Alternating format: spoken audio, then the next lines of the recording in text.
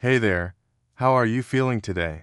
Whether your heart feels light or heavy, I hope you'll take a deep breath and stay with me for a few minutes, because what I'm about to share is a story that changed my life, and it might just make you think twice about what love really looks like when it's been hiding in plain sight.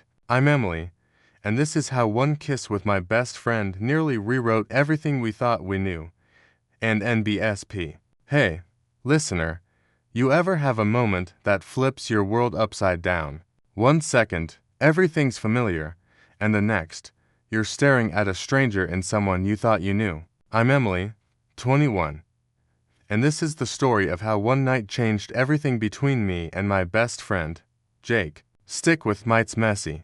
It's real, and it's not what you think. Jake and I go way back, all the way to third grade in our little Ohio suburb. He was the kid with the goofy grin, always sneaking me extra crayons when mine broke. I was the shy one, hiding behind books until he pulled me into his adventure spike races, treehouse secrets, sneaking cookies from his mom's kitchen. We grew up as each other's safe place, like siblings without the fights. High school, heartbreaks, college apps who faced it all together. Jake's the guy who'd show up at 2 a.m. with pizza when I bombed a test, and I was the one he called when his dad got sick. Family, that's what we were. Now, at 22, Jake's a music major with a knack for guitar and a laugh that fills a room. I'm studying biology, dreaming of med school, and usually too stressed to party. We're still tight, even with college pulling us in different directions.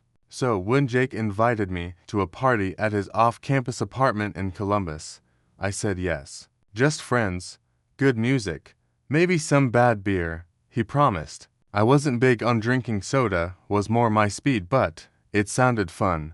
A chance to let loose after a brutal week of exams. The party was packed, Jake's tiny apartment stuffed with art kids, musicians, and random neighbors.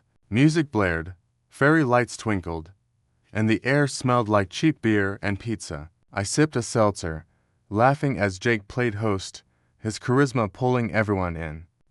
You gotta try this, he said, shoving a plastic cup of some fruity cocktail into my hand. I rolled my eyes but took a sip, then another. Then, why not, a second drink? I'm not a drinker, but the buzz felt good, loosening the knot of stress in my chest. Jake kept checking on me, his grin wide, and soon we were dancing silly, carefree, like we were kids again. A few drinks in, the room started spinning. I wasn't used to this, and my lightweight status was showing. Jake noticed, his brow furrowing. You okay?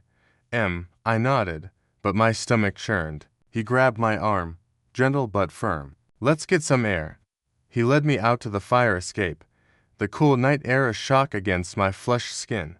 We sat on the metal steps, the city humming below, and I leaned against him, trying to steady the world. Jake's arm was around me, familiar, safe. You're such a lightweight, he teased, and I laughed, my head foggy, but happy. Then it happened. I turned to say something, probably something dumb, and my face was closer to his than I meant. Our eyes locked, and before I could process it, his lips brushed mine. A misfire, an accident. I froze, my brain screaming, this is Jake, but he didn't pull back. He leaned in again, intentional this time, and really kissed me. It wasn't soft or tentative, it was hungry, like he'd been holding it in forever. For a second, I kissed him back, caught in the haze of alcohol and the strangeness of the moment. His hands cupped my face, and I felt his heart beat through his shirt. Then reality hit. I pulled away, my head spinning for all the wrong reasons. Jake, what I started, but he cut me off, his voice low, urgent. I'm in love with you, I've been in love with you for years. His eyes were wide, raw, like he just ripped open his chest. I stared at him, my best friend, my Jake, and my stomach lurched it from butterflies, but from panic. The alcohol, the kiss, his words, it was too much. I turned, stumbled to the edge of the fire escape, and threw up, the world tilting as I gripped the railing. Jake was there in a second, holding my hair, rubbing my back, muttering, I'm sorry, I'm so sorry. I couldn't look at him. My mind was a blur. His lips, his confession, the line we'd just crossed. He got me water, helped me back inside, and drove me home, the car ride silent except for my ragged breathing. At my dorm, he walked me to the door, his face pale. Can we talk tomorrow? He asked. I nodded, but I didn't mean it. I just needed to be alone. The next few days, we didn't speak. No texts, no calls, nothing. Jake, my constant, my family, was suddenly a question mark. I replayed the kiss, his words, my reaction, over and over. Was it the alcohol? Was it real? And why did it scare me so much? I didn't know what to feel: guilt, fear, or something I couldn't name. All I knew was that our safe, familiar world had cracked, and I wasn't sure we could put it back together. Listener, this is just the beginning. Stay with me, things are about to get complicated. The days after the kiss were a fog. Emily's dorm room felt too small, her thoughts too loud. Jake's words, "I'm in love with you," played on a loop, each replay twisting her heart a little more. Was it love she felt for him, or the comfort of a friendship that had always been her anchor? At 21, she thought she knew herself, but now she wasn't sure. Jake wasn't just her best friend. He was home every late-night talk, every shared secret, every moment that made her feel seen. But love, that word felt like a cliff she wasn't ready to jump off. She caught herself replaying their past, seeing it through a new lens. The way Jake always saved her seat, even when his cool musician friends were around. The time he drove 3 hours to her campus when her grandpa died. No questions asked, just holding her while she cried. The goofy prom photo where he dipped her, both of them laughing like idiots. Thought it was just Jake being Jake, but now she wondered, had there always been something more in his eyes? Had she missed it? Or ignored it because it was easier to keep things simple? Her phone stayed quiet, no texts from Jake, and she didn't send any either. She'd type out messages, "Hey, can we talk?" or "I'm sorry about the other night," then delete them, her thumb hovering over the send button. She saw him once, across the quad, his head down, earbuds in. Her heart lurched, but she turned away, pretending not to notice. Avoidance was easier than facing the mess they'd made, but the silence was suffocating. Jake wasn't just anyone, it was her person, and losing him, even for a few days, felt like losing a piece of herself. Emily spent nights staring at the ceiling, dissecting her feelings. The kiss had been a shock, but it wasn't just alcohol or bad timing. It had stirred something: confusion, yes, but also a warmth she couldn't shake. She didn't know if it was love, but she couldn't stop thinking about his lips, his hands, the way his voice cracked when he said he loved her. It scared her, how much it lingered. She wasn't ready to call it anything, but she knew one thing: Jake deserved better than her silence. If they were going to fix these or even just survive it, she had to face him. She texted him on the 4th day, her hands shaking. "Can we meet at the park? Our spot by the swings." It was the place they'd gone as kids, where they'd talk about everything from crush to dreams. Jake replied almost instantly, "Yeah, 4 p.m. Her stomach flipped, but there was no backing out now. When she got to the park, Jake was already there, sitting on a swing, his sneakers scuffing the dirt. He looked tired, his usual grin replaced by a nervous glance. "Hey, he said, standing as she approached. She managed a small smile. "Hey." They sat on the swings, the creak of the chains filling the awkward pause. Emily took a deep breath, her words spilling out before she could overthink. "Jake, I've been a mess since the other night. I don't know what I feel in it exactly. I'm not saying I'm in love with you, but that kiss, it stuck with me. I can't stop thinking about it, about you. And it's freaking me out because you're my best friend, and I don't want to lose that. But I owed you the truth. So here it is. I'm confused, but I'm not running from it." Jake listened, his eyes fixed on her, and when she finished, he let out a shaky breath. "I've loved you since high school, he said, his voice slow. "Not just as a friend, you mean?" "Yeah, you're my best friend, but it's more. I kept it buried because I was terrified it'd ruin us. That night I thought maybe you felt something too. I'm sorry for springing it on you like that. I should have waited. Talk to you sober." He ran a hand through his hair, his face raw. I don't want to lose you either. You're everything to me. The air between them felt lighter, like a storm had passed. Emily's heart raced. She was still scared, still unsure, but saying it out loud, hearing him say it too, made the world feel less unsteady. I don't know what this means, she said, but I don't want to keep avoiding you. Can we figure it out together? Slowly, Jake nodded, a small, hopeful smile breaking through. Yeah, slowly, no pressure. He reached out, and she took his hand, their fingers interlocking like they had 1,000 times before.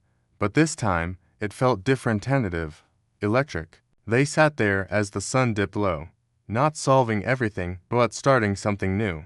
The nervousness was still there, but so was relief, like they'd cracked open a door instead of slamming it shut. Emily didn't have answers, but she had Jake, and for now, that was enough. Listener, this isn't the end. Emily and Jake are stepping into uncharted territory, and it's going to get trickier. Stay with me. What happens next might surprise you. After their talk at the park, Emily felt lighter, like she'd been holding her breath for days and finally exhaled. But the question of what came next loomed large. She and Jake had cracked open a door, but walking through it was another story.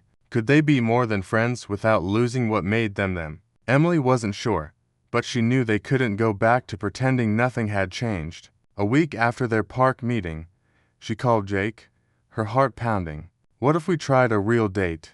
She asked, her voice tentative. Not just hanging out as friends, but, like, an actual date. To see what it feels like. Jake paused, and for a second, Emily thought she'd misstepped. Then he laughed, soft and warm. You serious, Em? Yeah, I'm in. But you know I'm gonna be nervous as hell. Right, she smiled, relief washing over her. Good, me too.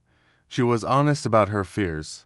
I'm scared, Jake. If this goes wrong, I don't just lose a boyfriendy, lose my best friend. That's what's holding me back. Jake's voice was steady. I get it. I'm scared too. But I'd rather try and mess up than wonder what could have been. We'll go slow, I promise. Jake agreed to the date, even though Emily knew his feelings ran deeper. He'd loved her for years, he'd said, but he didn't push, didn't demand she catch up. That patience, that respect for her pace, made her want to try even more. They planned something, simply a dinner at a little Italian place near campus. Nothing flashy, just them. Emily spent the day overthinking her outfit, settling on jeans and a sweater, her usual style. Jake showed up in a flannel and his favorite sneakers, his hair slightly less messy than usual. Trying to impress me, she teased. He grinned. Maybe. Is it working? The date wasn't a movie, perfect romance and no grand gestures, no stolen kisses under the stars. But it felt right, like slipping into a favorite song. They talked about everything: classes, music, the time they got lost on a middle school field trip. But there were new moments too. The way Jake's hand brushed hers when he passed the bread, the way her stomach flipped when he smiled just for her. It wasn't fireworks, but it was warm, familiar yet thrilling. Over pasta, Emily admitted, I thought this would feel weird, but it's nice. Like us, but more. Jake's eyes lit up. Yeah, I'll take nice for now. They walked back to her dorm under a chilly Ohio sky, their shoulders brushing. Jake didn't try to kiss her, and she was grateful was letting her set the pace. At her door, he hugged her, lingering a second longer than usual. So, we doing this again? He asked, half joking but hopeful. Emily nodded. Yeah, let's see where it goes. As he walked away, she felt a quiet joy, not the wild rush of a crush, but something deeper, steadier. In the weeks that followed, their relationship shifted. They were still best friends, still argued over pizza toppings, still sent each other dumb memes, but now there was a new layer. They held hands during movie nights, shared shy glances that made Emily's heart race. She wasn't ready to call it love. Not yet, but she was open to it, and that felt like a victory. Jake was patient, his love a quiet presence rather than a demand. They didn't have all the answers, but they were building something new, step by careful step. Emily thinks about that night on the fire escape sometimes, the kiss that broke their old world open. It could have ended them, but instead, it started something. She's not naive. Relationships are hard, and there's no guarantee this will last forever. But right now, it's worth it. The laughter, the warmth, the way Jake knows her better than anyone. It's a beginning she's glad she didn't run from. So, listener, thanks for sticking with me through this story. Sometimes love, in fireworks, it's a quiet realization, a slow unfolding of what's been there all along. If you were in my shoes, what would you have done? Would you have taken the leap, or played it safe? And more importantly, is there someone in your life who might be more than just a friend? Maybe it's time to look a little closer. Thanks for being here. I hope this story leaves you with something to think about.